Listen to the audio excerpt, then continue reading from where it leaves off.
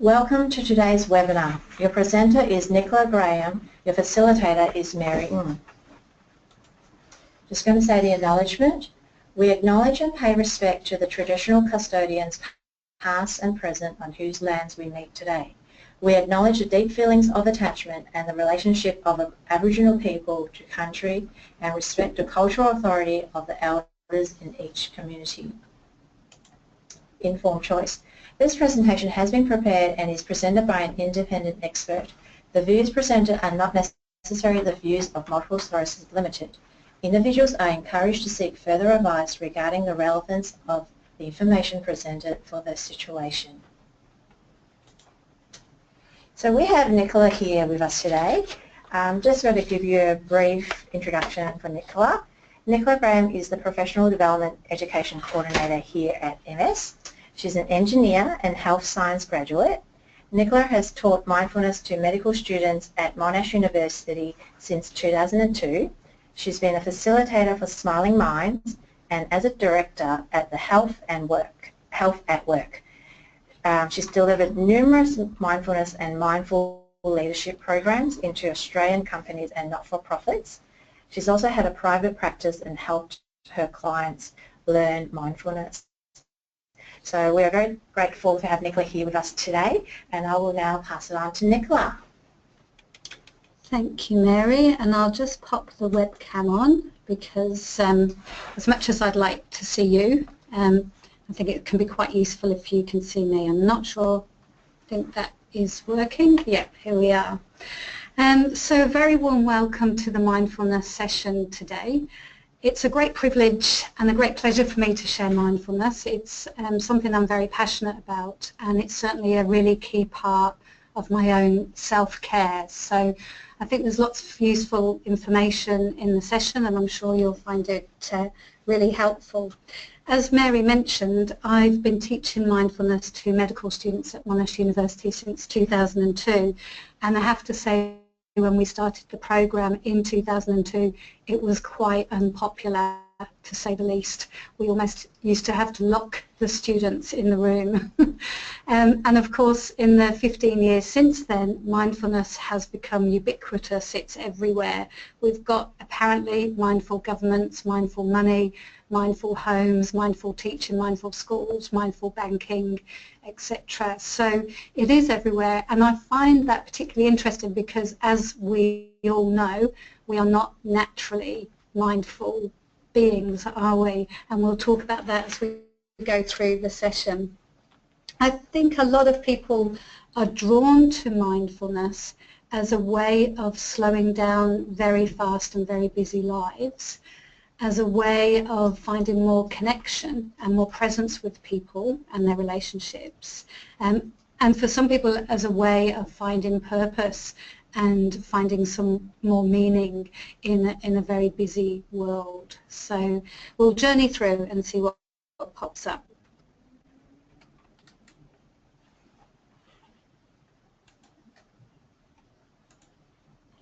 Okay, so I'd like to invite you to attend this session in a mindful way, and that means minimizing distractions. So if you are able to turn off some of your distractions, turn off your mobile phone, maybe turn off those push notifications for your email, then I think that that is a useful way of attending a mindfulness webinar, and I'd encourage you to do that. And I'd also just acknowledge that it is totally normal for your attention to wander many, many times during the webinar. And a mindful way to attend the webinar is to notice when your attention has wandered and to gently bring your attention back to the webinar. So if you want to take a moment to minimize your distractions, I think that would be a great idea.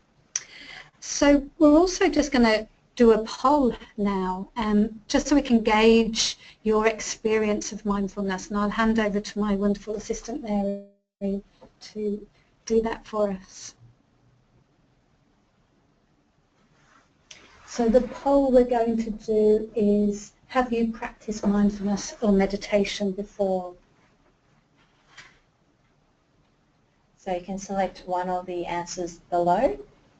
I practice every day, I practice 3 times a week, I practice occasionally, I've never practiced before. So just let people select the answer.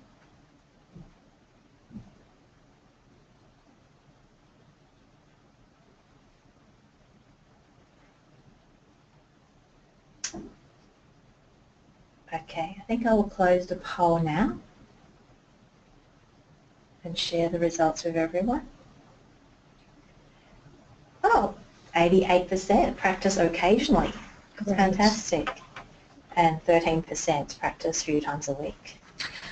So from the results of that poll, I can see that lots of you have got experience of mindfulness, and so I hope that what will happen here today is a bit of a refresh and a bit of a reminder and some extra information around using mindfulness with your clients. So I look forward to your feedback. So our objectives today are to understand what mindfulness is, so to have a good working definition, to know what benefits you and your clients can gain from mindfulness, to be aware of the key evidence, and I'm not going to spend time going through the evidence because it's all there in your handouts for you to read, but just to draw your attention to the key studies that are available. To have experience of a couple of mindfulness practices, and I think that's a very useful way that we can spend our time together today, and to introduce you to a 10-step process for how you might discuss and introduce mindfulness to your clients. And then we'll look at maybe 3 daily tasks that you could do more mindfully, and I'll link you up with some resources. Let's take a moment to think about the current situation, the sort of environment that we're living in, which is changing rapidly. This is a really interesting study, and it's done by Matt Killingsworth out of Harvard University. It's called Track Your Happiness.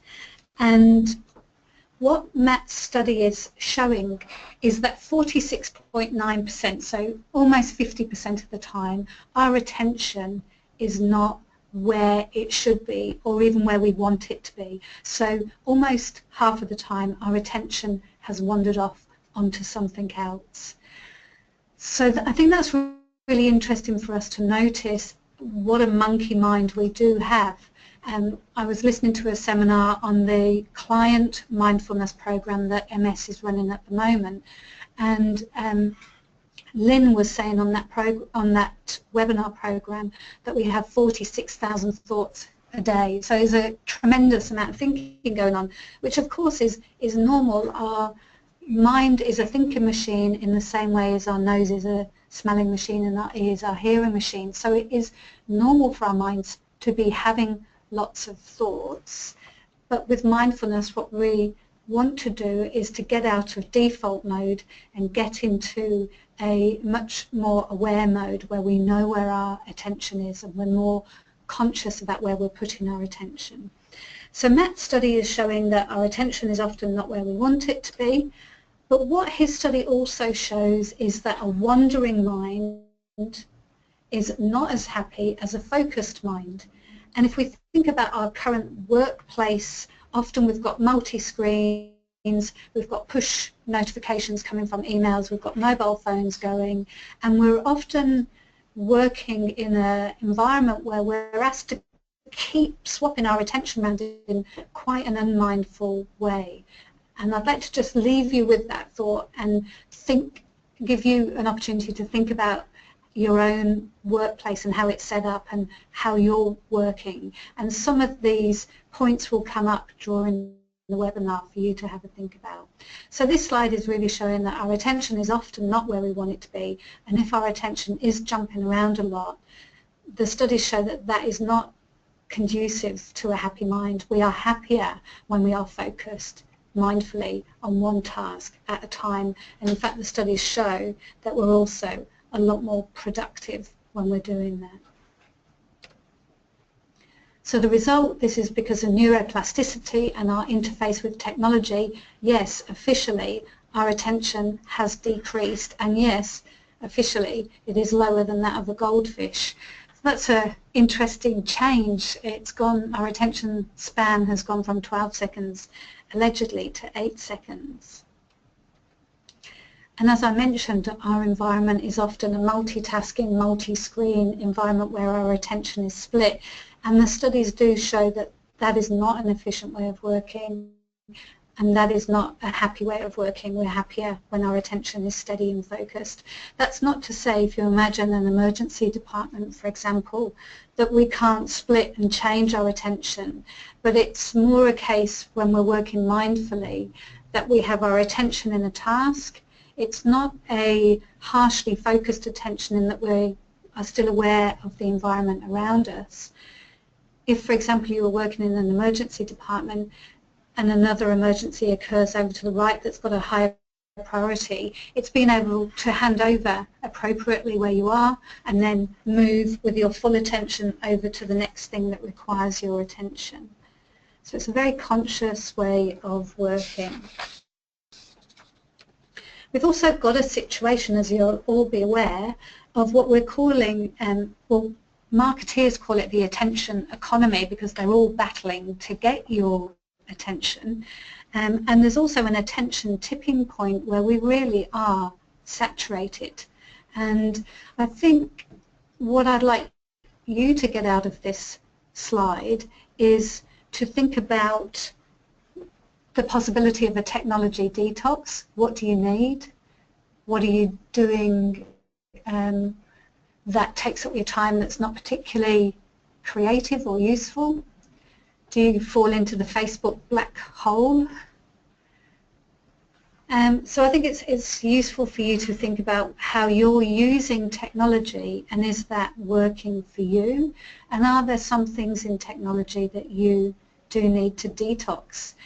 We know that when we get lots of messages, there's a surge of dopamine which helps to make that experience somewhat addictive. So we know that technology and how we use it has a slightly addictive effect on many people, if not most people.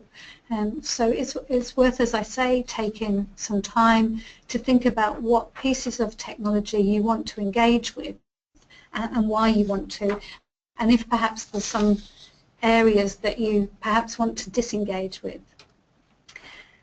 Also, again, as we look at the current situation, many people are under work pressure.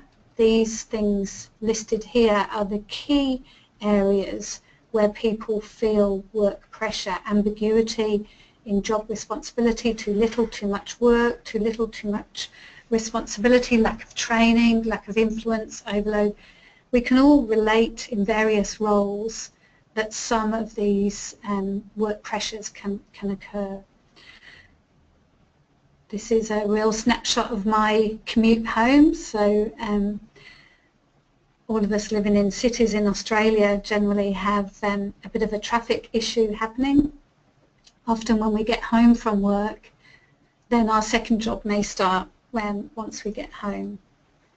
And of course the daily to-do list, which can be a very hard taskmaster, and then our own taskmaster inside us, where we, for many people, seem to expect that we can be all things to all people and do everything, and we can have very high expectations of ourselves that we are Superwoman or Superman, and of course we're not Superwoman. Well, I've not met a Superwoman or Superman yet. So we can generate some of our own internal stress by setting quite unrealistic expectations of what we can achieve. And then if we think about our clients who are living with a chronic illness, obviously they have some particular stressors, concerns regarding their future, which may have markedly changed from what they were expecting. Often the diagnosis of a chronic illness quickly follows with financial insecurity. There's often a loss of identity, there's relationship stresses, concerns around children and family members. There can be loneliness and social isolation, grief, concerns around loss of independence. And I know for all of you working with clients, these are things that you are acutely aware of with your clients, and I'm sure actively trying to help them address. And mindfulness can help in some areas here. So just as we summarise around the current situation and stressors that are occurring, and obviously when we have looked at the current situation, we've pretty much looked at what are the pressures that mindfulness might be an antidote for. But let's just take a moment to have a think about what are you feeling stressed about currently. So we'll do a second poll, please, Mary. Sure. So the question is, what are you feeling stressed about currently? You can select one or more than one. So it's work issue, family or relationship, money, all of the above, or not stressed at all. That'd be nice. That would be wonderful, wouldn't it? So have a think and select what currently stress that you have.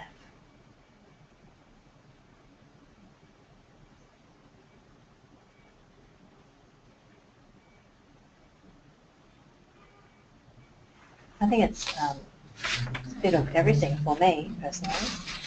Yeah, it's different things at different times, isn't it? There is. Okay. I will close the poll now, everyone, and share the results with you all. And we can see work issue is half, 56%. Family and relationship is 33%. Money, 11%. 22% is all of the above. We have 11% is not stressed at all. That's nice to know. That is fantastic. And it's interesting to see that for many healthcare professionals, work is a source of stress. Typically we're often very conscientious people. We care deeply about our clients. We're often working in squeezed situations where there might not always be budgets available, etc. And so we acknowledge we need to top ourselves up and make sure that we're giving from an overfull bucket as opposed to a depleting bucket. And we need to make sure that the way we're working is in a sustainable way. And that can be challenging. And that's where I think mentoring and mindfulness can be a part of your own self-care. Another poll question then we'd like to do now is, what red flags do you have that indicate that you are stressed? So what things show that you're stressed? So the options here is lose my sense of humour, impatient, irritable, appetite change, or sleep change. And again, you can also check all of the above on these ones too.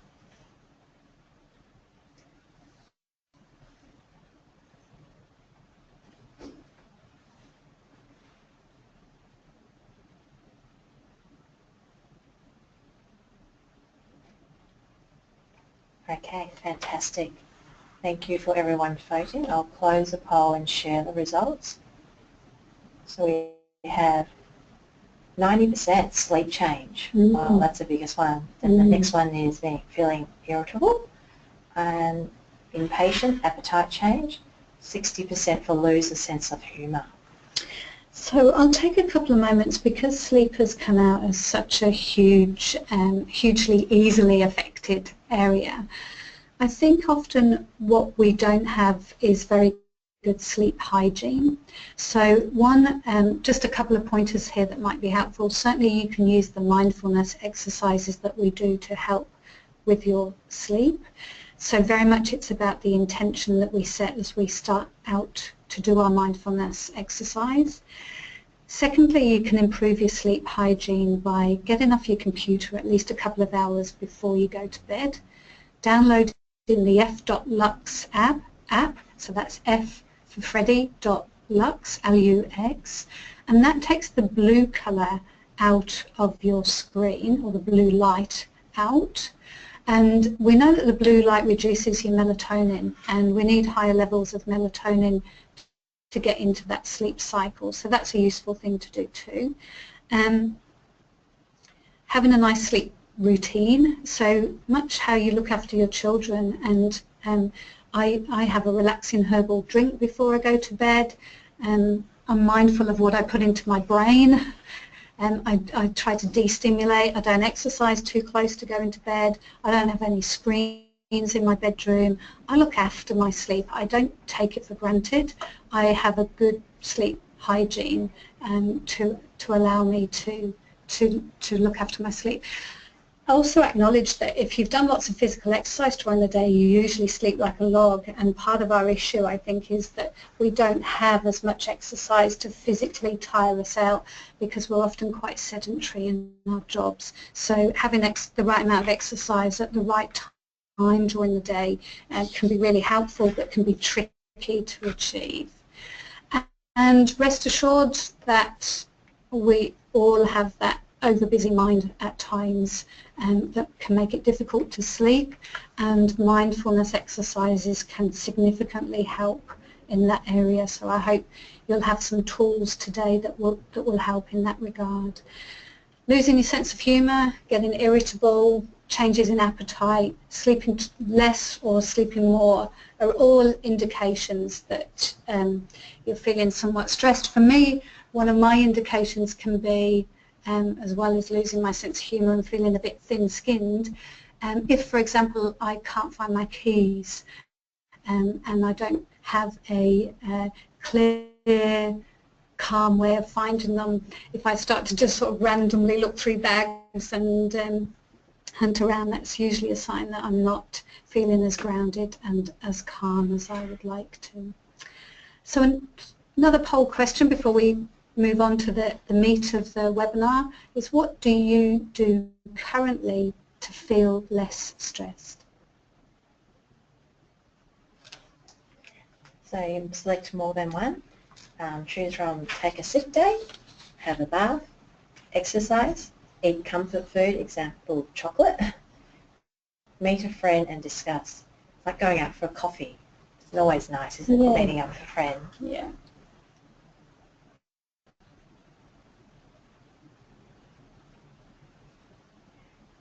If there isn't one there, maybe think, what would you think you would do?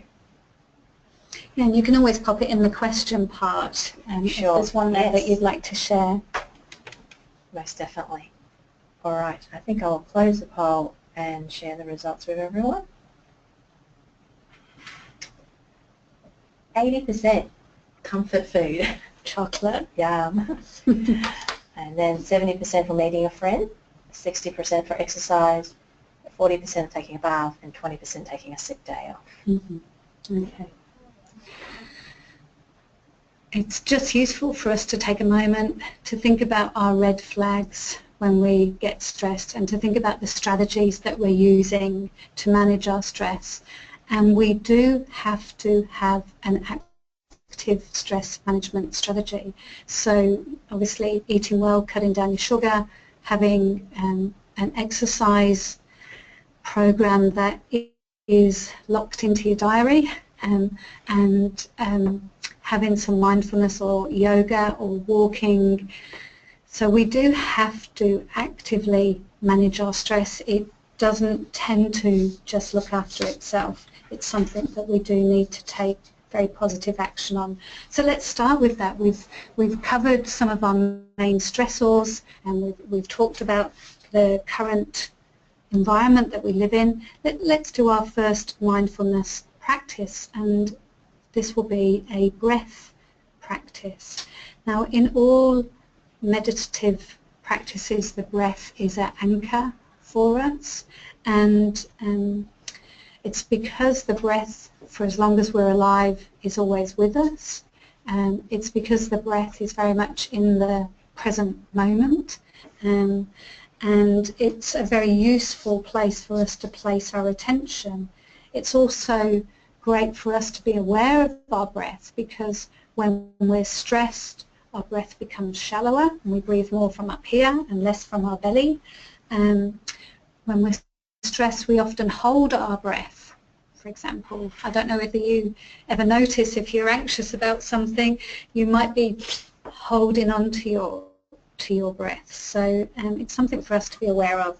So I'd like to invite you to put both feet flat on the ground, to put your one hand on your chest and one hand on your tummy, and just to notice which hand is moving. Is it your hand on your chest, or is it your hand on your tummy? I like to allow my eyes to close so I can take my attention inward, but you might like to just keep your eyes open or focus on something on the table in front of you, whatever you're most comfortable with.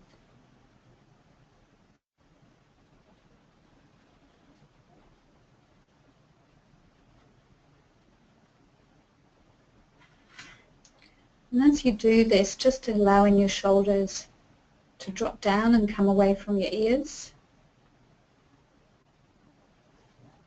And just allowing yourself to drop down a bit more into your body. Good. Another strategy, so if you've noticed that your hand on your chest is moving more, sign that you're a little bit more in the head and a bit more anxious, so just allowing a bit of time for your hand on your tummy, your breathing to move down a little bit. The other technique with your breath, which is incredibly useful, is a technique which is very easy to introduce your clients to, as was the other exercise. And this is a strategy that really allows the parasympathetic nervous system to be switched on. So it's a slow inhale and exhale, but with the emphasis being on a slow exhale. So really trying to count out for about 4 to 6 seconds on the exhale if possible without over forcing it. So I'm going to invite you to do 3 really slow, long breaths with the emphasis on a slow exhale. So just allowing yourself to breathe in and out nice and slowly.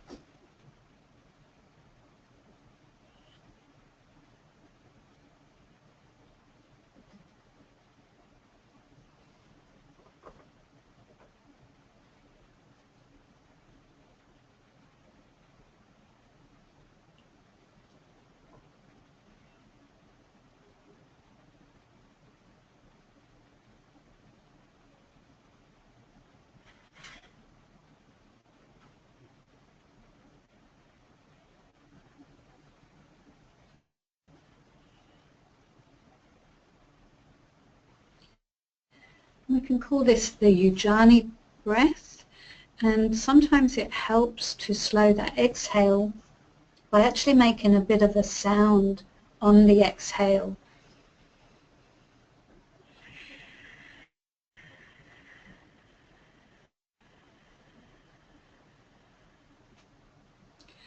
I don't know if you could hear that or not, but it just really helps you to slow down that exhale. And I don't know what's happened for you, but I know when I just do those few slower breaths, I feel a bit different, I feel a bit more present, and I feel a bit less hectic.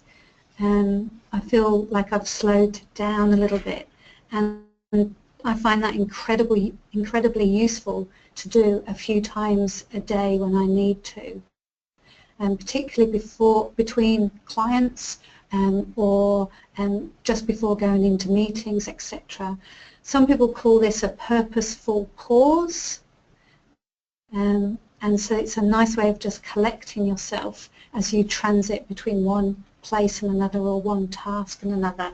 So I hope that you find that useful, and I'd encourage you with the slow breaths to do perhaps 6 of those is what the studies have shown is an optimal amount. Okay, so what is mindfulness? And I know that 80% of you are practicing mindfulness on an occasional basis, so you've got a pretty good idea of what it is. It can be very useful to think about mindfulness in terms of what is not mindful. And if we think about times during the week or during the day where we're not mindful, and I'll give you some examples that are classic. One is not being able to remember where your keys are. That's not being mindful, or that's being unmindful. Reading a page in a book and getting to the end of it and realising you haven't taken it in, you've got to read it again. That's an example of unmindful. Driving home and not being able to remember your journey at all, that's unmindful. So there's listening to somebody and you realise, you know, people say to you, but I discussed that with you last week, or I told you, and you realise you didn't give that your full attention. So there's many, many times where we're not mindful. In fact, it's often our default mode. And I often listen when there's a group of people, friends meeting and talking, and become aware of how well or not we're listening to each other, and we're often just waiting for a pause to jump in to say our piece as opposed to actually listening to what people are really saying. So the working definition of mindfulness is most frequently quoted by John Kabat-Zinn. And mindfulness is paying attention to the present moment in a particular way, so it's with curiosity, it's with compassion, non-judgment and acceptance. And that's not easy. They're very high skills to be able to do that. So there's less struggle when we're being mindful. There's more what I like to call ambitious acceptance, and it's very much a present moment attention. It's resting in an awareness as if it really mattered, and if that was the only thing that mattered at that time. I'd like to say that the conditions are never perfect to practice mindfulness. You know, when you think, okay, I'm going to put aside 5, 10, 15, 20 minutes to practice mindfulness, and it might be that you feel that you've got to wait until your house is quiet and you can light a candle, put soft music on and be uninterrupted. And for most of us, if we wait for that moment, that's never going to happen. So you have to roll with the punches, grab the moments when you can, and practice on a regular basis. And if that means sticking your kids in front of the television and compromising for a while, then I'd encourage you to do that temporarily. Don't wait for the ideal moment. So this is a commonly used picture to illustrate mindfulness. So we've got a human and a dog walking in the park. The dog is clearly in the present moment, feeling the sun on its back, taking in the scenery exactly as it is, and the human is not really present because their mind is full of worry about the future, anxiety about the past, the list of things we've got to be doing, the washing, the car insurance, the bills to be paid, etc. So try to, I've actually got this picture on my tag, my MS tag, so I try to use it as a way to remind myself to try to stay in the present moment more. And mindfulness is about having a curious mind, and a beginner's brain or a curious mind is fresh, it's not afraid of failure, it's got an explorer type attitude, it's flexible and responsive, and it doesn't have those preconceptions. So having that open mind, not so open that your brain falls out, but a healthy degree of skepticism, but a beautiful open mind. And lovely Albert Einstein, you cannot solve a problem with the same mind that created it. So taking that purposeful pause can be really important to get that shift if you're stuck on a particular problem. Just a bit of terminology, default versus active. So our default mode is where we're not really present and we're not really thinking. We can't remember where we've put our keys because we've just walked in, somebody's asked us a question, we've put our keys somewhere but we weren't we didn't have an active, present, mindful mind at that time. So default is our normal mode, where we're not particularly mindful, and active is when we're more conscious and mindful about where we're putting things, what we're doing, and we're present. And Einstein again, any man who can drive safely while kissing a pretty girl is simply not giving the kiss the attention it deserves. And I agree. Okay, so a quick poll. Is there anything you currently do mindfully? Over to you, Mary. Okay. You can please select 1, listen, play a musical instrument, play a sport, a specific hobby, drive. So what's something that you currently do? I think it'd be drive for myself. Mm-hmm. Most Do you definitely. drive with the radio on or the radio off? No, I always have the radio off and no music at all. It's a health and safety thing for me. I feel like I'll get distracted. So yeah, I've experimented with that, and you often think the radio on is going to, particularly if you've got a long journey in traffic, is going to make it quicker, seem quicker and easier. And in fact, I've found that with the radio off, it's a more pleasurable trip. It's been, for me, in my old job, it was kind of a work health and safety. Radio must be off. Phones off, radio off when engine's on.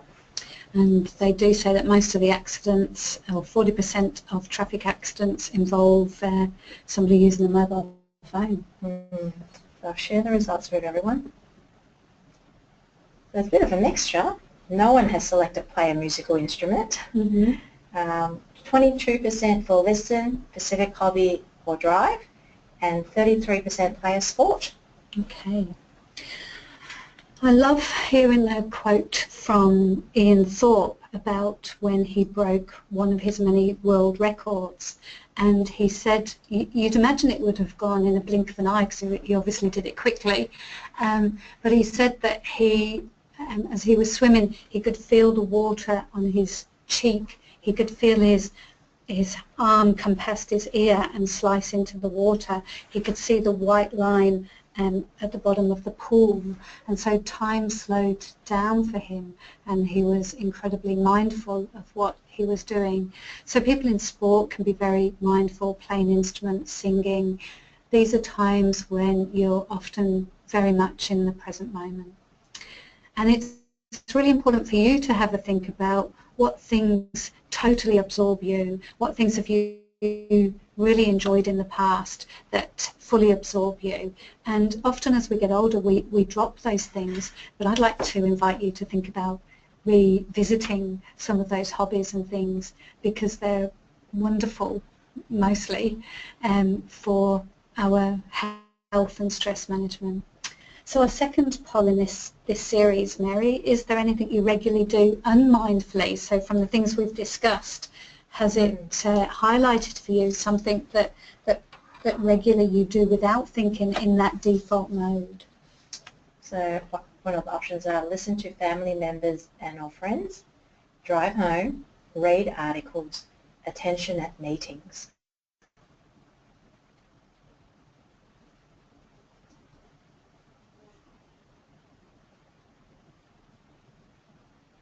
Okay, I think most people have voted now. Fantastic. Thank you. Really appreciate your participation.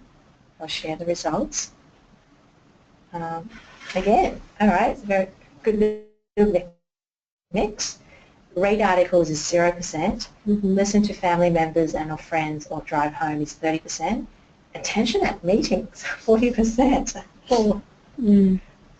So it's good for you to notice that, and there might be something in there that you consciously think, well, I would like to be more mindful in that particular area, and I'll let you think about that and experiment with it.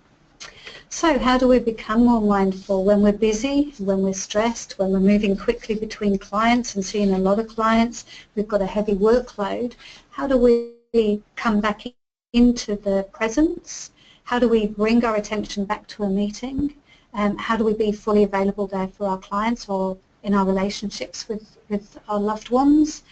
And one of the quick ways is to come back to our senses, so to use our sense of smell, to engage our hearing, and to feel the chair on our back and on our legs, etc., and to really sense how we're feeling in our body, any areas of pain or ease, and of heat. Are we hot? Are we cold? That's a great way of coming back into ourselves and getting a bit out of our head and getting a bit more into our senses. So that's a nice, quick practice that you can do, is just to come to your senses and notice your breath. So I'll let you take a moment, just notice your breath. Notice how hot or cold you're feeling. Notice any area of tension or ease in your body, any smells, what you can hear. Come back to your senses. That's great. So the benefits of mindfulness, well, there's lots. That's why we're here today, and that's why mindfulness has got such traction out there at the moment. These are all in your handouts, particularly because we're coming from an MS perspective. The slowing of neurodegeneration is key. Improved emotional management is really important. Less falls, better pain management. We know that stress affects most symptoms in chronic illness, so our stress management is essential. So these are some areas that mindfulness can help your clients. There can be an improvement in the therapeutic environment if you're doing active interventions with your clients. If you're a physio, for example, then you've got the possibility of increased focus, better communication and connection between you and your client, and less obstacles and resistance, so there's less defiance as a behavioural characteristic, and more awareness of the body, which leads to less accidents, etc. And obviously for yourself, as I mentioned right at the very start, mindfulness is a great part of your self-care. It helps to build sustainability and limit burnout. It helps to build your own self-compassion. There's a lot of work being done in the self-compassion area recently. So for all those reasons, I particularly like to use it as a reset between clients when I was in a busy practice. And then also being more present, using my senses and my breath and the reset between clients, help to build empathy and build connection, because you really are attentively listening and you hear that little thing, that little key thing that can make all the difference. A lovely quote here from Thich Nhat Hanh, famous Vietnamese Zen Buddhist monk: if we practice mindfulness, we always have a place to be when we are afraid. And many of our clients with a progressive neurological have fear about the future and fear about their health condition, and introducing mindfulness where they reconnect with a safe place inside them can be incredibly powerful for them. To know that regardless of what's going on, they can access a place inside that is quiet and still and brave. It is an amazing tool and gift for you to help facilitate with your clients, and obviously for yourself as well. Now, the scientific studies I'm not going through, but I just want to introduce you to some of the key ones. Some of them I'm sure you will be familiar with. This John Kabat-Zinn was famous for a study that really highlighted the link between mindfulness and pain management. And given that a lot of our clients have got chronic pain or dealing with the pain of spasticity, then this is really important.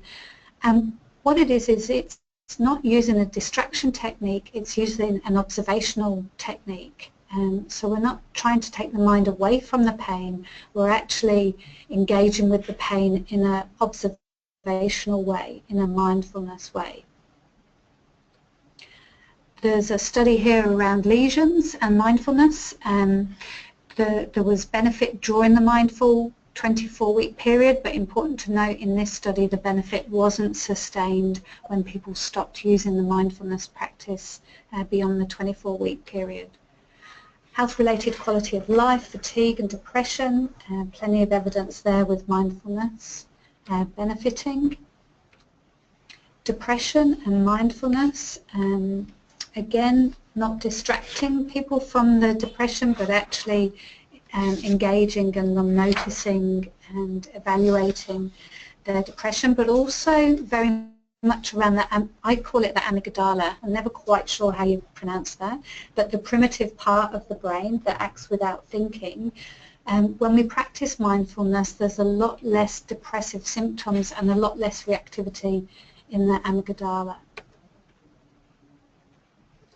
So as we mentioned, minds are thought machines that roam wild when left to their own devices, but when we're paying attention to the present moment and bringing awareness to thoughts, it can decrease the effect they have, which sounds quite almost ironic. People think that if they don't pay attention to the depressive thoughts, they'll go away, but actually the studies have shown that if we can observe the thoughts, see them rise and see them drop away, that can be very therapeutic for people. So, sorry, going back to that, the point is that we're observing the thoughts rather than actually deeply engaging with the thoughts.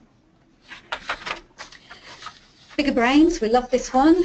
So people who meditate have larger grey matter, better immunity, improved stress resilience. That's the amygdala bit again.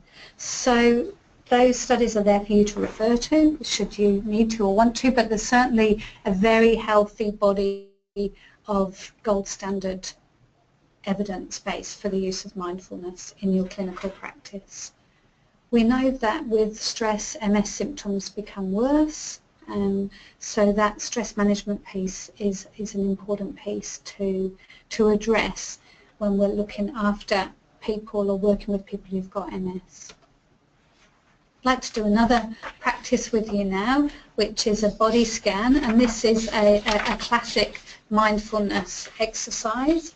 I'm going to do it very briefly, and there are lots of apps that will step you through this in a more leisurely fashion, but we literally will just spend 3 minutes doing a body scan. You can just sit and listen to this if you're not comfortable or in an environment where you'd like to do it right now, or you can sit and do this with me now. I'm going to do it too because I like to take every opportunity to do a mindfulness practice when I can. So if you're feeling a bit tired, don't lean back on your chair, sit up straight with your back, because if you've got any kind of sleep debt, when you do a mindfulness practice, you become very aware that you're sleepy. Feet nice and flat on the ground. I like to rest my hands on my lap with my right hand on top of my left hand, and I actually join my thumbs together. You can just rest your hands on your knees or on your lap, whatever you're most comfortable with. Let your shoulders drop down. Why not? So what I'm doing here is just showing you a mindfulness posture, which is an attentive posture. It's an alert posture in many ways. My back's nice and straight, my chin's slightly dropped so that my spine is straight. I'm going to allow my eyes to close, but you might like to focus on somewhere just on the table in front of you, or you might like to just gently have your eyes open, whatever's most comfortable for you. Okay, so let's just take a couple of nice long inhale and exhales.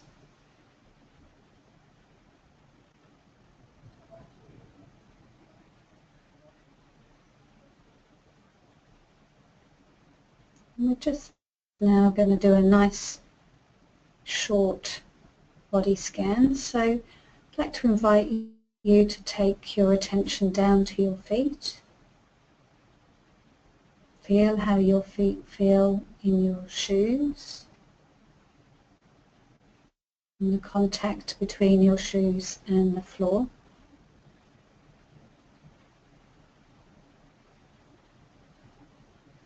Feel if your feet feel hot or cold, or the temperature of them.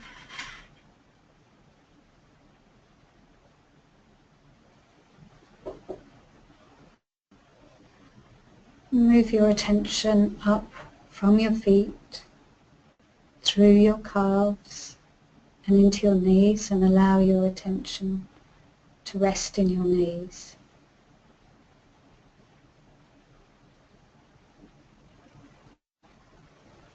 And each time if your attention wanders off,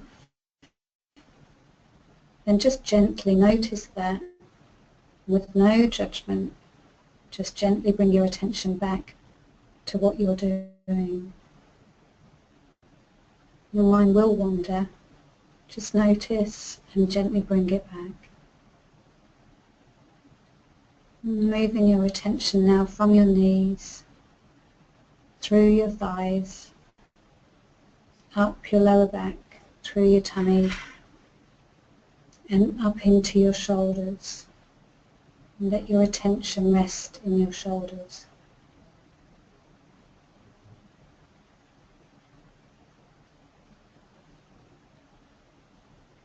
Good.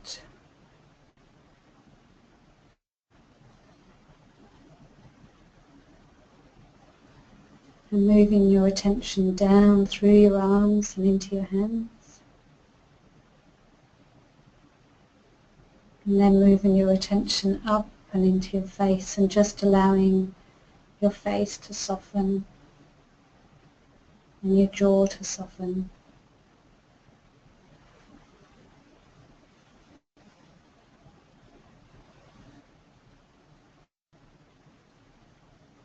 That's great. And because we're just doing this in a short fashion, let's just bring our attention now back into the room. Open your eyes.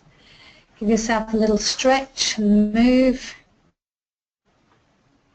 so that you can come and bring your attention back.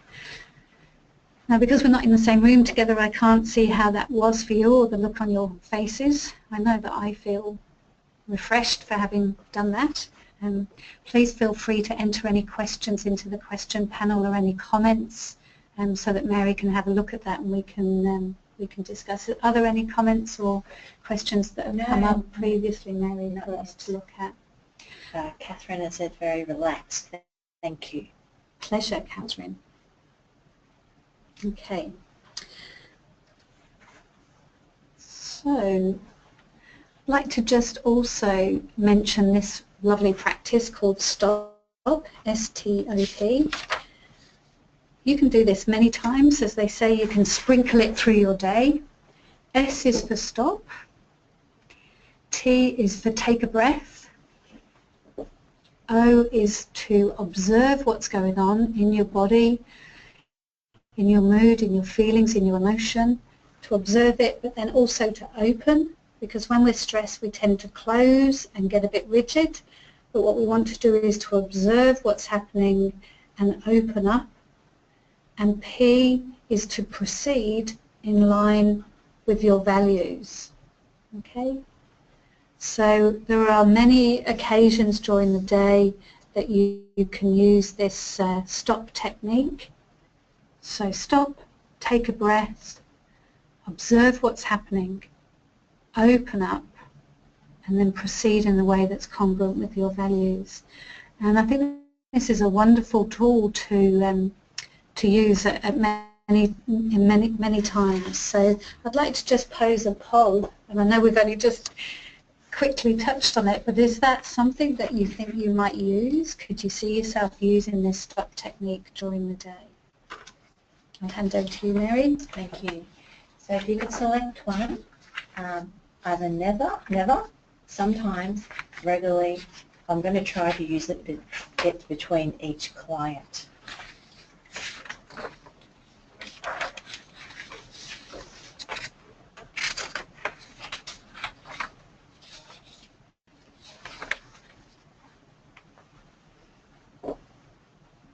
Okay, just few more moments. I think most people have voted now. Okay. Close the poll and share the results with everyone. So we've got 56% regularly, 33% sometimes, and 11% so they're going to try it, and 0 for never. Okay. Well, we look forward to hearing back from you. Anytime you can email education@ms.org.au.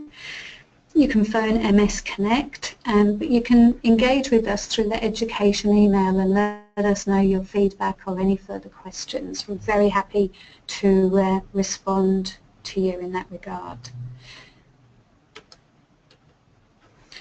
I just want to touch really quickly on some myths around multitasking. So we don't actually multitask, we switch attention quickly. And multitasking can lead to as much as 40% drop in productivity and a 10% drop in your IQ. I think my IQ probably drops more like 50% when I multitask. Driving whilst talking on your phone reduces response times to slower than if you had a blood alcohol reading of 0.08. So multitasking, though, makes it harder to derive satisfaction from performing tasks, and we really do want to get satisfaction from our work. So I think it's, from the things we've discussed today, it might be useful to just have a think about how you're working. Mindfulness is also being used very successfully in eating disorders, and I think it's wonderful for us to take the time to eat mindfully. So that means not in front of the television, and really taking the time to enjoy the texture, the tastes, etc. of what we're eating. And it's a useful tool for appetite management and portion control and more healthy eating. So it can be a nice thing for you to practice with as well. So importantly, for many of you, you might want to introduce mindfulness to your clients. You may feel comfortable to be a mindful teacher. You may have had enough experience to feel that you can do that, or you may just want to link your client up with a mindfulness program that's running. So let's step through these 10 points and pick up some pointers there. So number one, when working with your client and introducing mindfulness to them, would be to ask their understanding of mindfulness, to address any concerns. And people do have concerns about mindfulness. Does it mean they're going to become very passive, they might think? Some people have religious concerns around mindfulness. They're not clear what it means. And so you can address that it is not a religious thing. It's purely an attention training process, and a byproduct of it is stress management. You can use the definition that I've given you, which is very much a currently accepted definition from John Kabat-Zinn. You can provide evidence around the benefits of mindfulness to whatever detail is appropriate for your client. You can invite them to try a breathing exercise. You could use the hand on the chest and the tummy that we used earlier, or the 6 slow in and very slow exhales. And I think the breathing exercise is a very nice and easy technique that you can use straight away with your clients. You might do a 1-minute body scan with them, which you might feel comfortable to step them through yourself. I can't think why not. Or you might choose to use an app and play that, and you could use that as the body scan to step them through. The biggest debrief that you do with them, and the biggest piece of reassurance that people need, is point number 5, which is when you debrief, they will notice, initially people who start mindfulness will notice how busy their mind is, and they will possibly say that they cannot do this because their mind is so busy. And this is really key for you here, where you reassure your client that that is completely normal, that is what our mind does. People think often that they're going to do mindfulness or meditation and all of a sudden their mind is going to become empty, and 99.999% of people are going to be quite disillusioned about that because our mind wanders and we have thoughts. So mindfulness is simply noticing that and bringing our attention back to where we want it. So that debrief, point number 5, and that reassurance that that is normal is really vital. You can give them an app or a practice that they can do. You can link them up with the plethora of resources that are out there. You can provide them information on free courses such as the Future Learn course, which is in your notes and is a great course run by Dr. Craig Hazard, and it's free that they can hop onto. You could help them find a course or a program because it is very powerful to practice mindfulness or meditation in a group. So that might be something you can help them do. And perhaps you could agree on a simple daily task such as brushing their teeth, or getting up from their chair mindfully, or daily mindful breath. I used to work with people who had Parkinson's, and when they had the freezing, it can be really useful for them to practice mindfulness, and it could help them move forward again more easily. So mindful moving for people who have some physical impairments can be a great safety thing, and it can help build their confidence as well.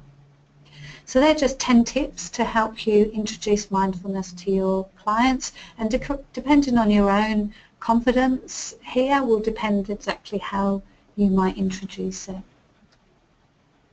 Now I'd like you to think about 3 daily tasks that perhaps you can do more mindfully. So if you've got a pen and paper, you might like to jot down 3 things that you could do more mindfully each day. Do you have anything yourself, Mary, that you might try to do? Listen to my kids. Listen to your kids. They seem to always ask me questions when I'm cooking. Yeah, yeah. It's that busy time of day when you're all together, but it can be useful to maybe turn the stove off, sit down and actually give them their full attention for a while. Yes. So that's great. I also try to do that. Okay, so just finishing up, a lovely quote from Plato, which is, "Be kind, for everyone you meet is fighting a battle." Everybody's got their story, haven't they? And some resources for you. So we're very lucky. We've got a wonderful Australian resource here, Smiling Mind, which is free, and I encourage you to download the app. I think there's over 1 million people, well over 1 million people worldwide that are using the Smiling Mind app. There's the Headspace app as well, lots of books, websites, YouTubes. There's courses, and I've mentioned the Future Learn course, and then importantly for your clients, we've got a webinar series running at the moment on mindfulness, and no doubt with appropriate demand we will be happy to run that again. So let us know if you've got any clients who would like a webinar based mindfulness series. We've got a lovely program currently running. So thank you very much for your time today. I really appreciate it. I hope you've got something useful out of the session, and I look forward to hearing any questions from you. Have any questions come up, Mary? No, not yet. So I think, I've got a few slides that I want to share with people, and so when I'm going through my slides, if you've got a question, feel free to pop it in the question box. So, questions? Just want to let everyone know that we have a library and publications area on our website. It's fantastic. You know, go and have a look. You can borrow books, hard copy books or e-books. I'll show you what the website looks like. That's what it looks like. So go to www.ms.org.au and you'll be under support and services. You find library and publications. And so we found a few books here if you're interested. All of this is in your handouts. So you don't need to quickly write it down. It's all there. But if you don't have your handouts, email me or call the MS Connect team, and they'll be able to help you. And just to let you know about NDIS, if your clients has eligible for, thank you Nicola, I just kind of lost the word, for NDIS. Go to our website. There's a lot of information there, it really is. So go to the NDIS big circle, then click on button. But if you're not sure, you want to help your client, or you just want to find out a bit more information about NDIS, so when your client talks to you, you can kind of help them, give MS Connect a call. So I think we do have a question that's come in. Question is from Georgia. Can clients find the mindfulness webinar on the MS Australia website? I think we do have a mindfulness webinar on our MS website. Yeah. I can send you the link, Georgia, if you want, after the webinar today. Mm-hmm. Or Georgia, you can just go onto the ms.org.au website and do a search on mindfulness or on webinars, and there's a whole list of the library of webinars that your clients or yourself can access the webcast. If you can't find it, just give us a call, and I'm sure MS Connect will be able to direct you in the right direction. Mm-hmm. All right. We have gone a little bit over time. My apologies. But thank you so much for joining, and thank you Nicola for her time here today. We hope that you've got something out of it. And actually, and there's a survey immediately afterwards, yes, isn't it? So please complete that. You. So after the webinar finishes, straight away a survey will pop up in front of you. We'll really appreciate you completing the survey for us. That just helps us to improve our programs in the future. So thank you. So bye for now. And goodbye, and thank you. Thank you for joining.